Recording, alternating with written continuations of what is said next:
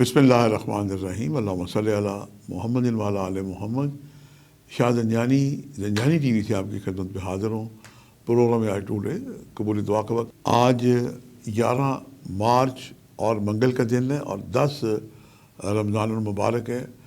آج ام المومنین حضرت خدیجہ الکبریٰ کی آج وفات کا دن ہے۔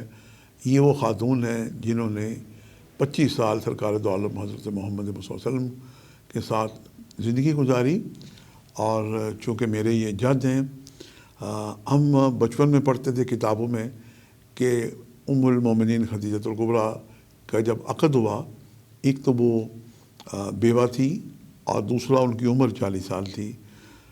جب تحقیق کی گئی میں تو یہ نتیجہ نکلا کہ جناب خدیجہ الکبریٰ کی عمر جو تھی یہ 28 سال تھی، اور وہ باکرہ تھی اور غیر شادی شدہ تھی۔ بس یہ میری تحقیق کا میں نے ہدیہ کر دی ہے۔ اگر کسی کو اس سے اختلاف ہو تو میں اس سے معافی چاہتا ہوں۔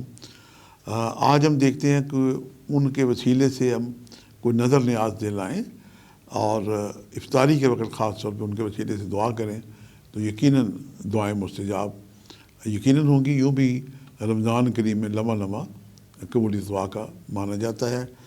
آج جو میں نے وقت نکالنے کی سعادت حاصل کی ہے، پہلا وقت ہے صبح 6:21 سے لے کے 6:51، اور دوسرا وقت ہے 12:15 سے لے کے 12:45 کا وقت، اور تیسرا وقت جو ہے یہ اذان مغرب جب ہم روزہ افطار کر رہے ہوں گے تو انشاءاللہ تعالیٰ یہ وقت بھی بہت ہی مجرب اور قبولی دعا کا ہے۔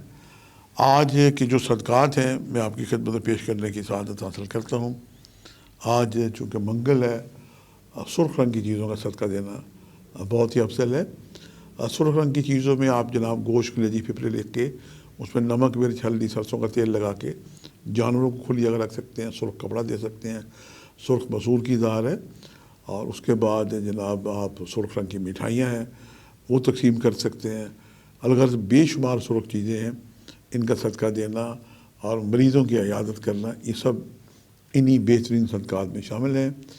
اور آج اللہ تعالیٰ کا جو اسم ہے یا غنی، آپ پڑھیں پروردگار سے، اور اس کو یوں پڑھیں کہ یا غنی و من کل یا غنی 313 دفعہ بالآخر 11 مرتبہ درشی پڑھ کے، اور کم پڑھنا چاہیں تو اسے آپ 110 دفعہ بھی پڑھ سکتے ہیں۔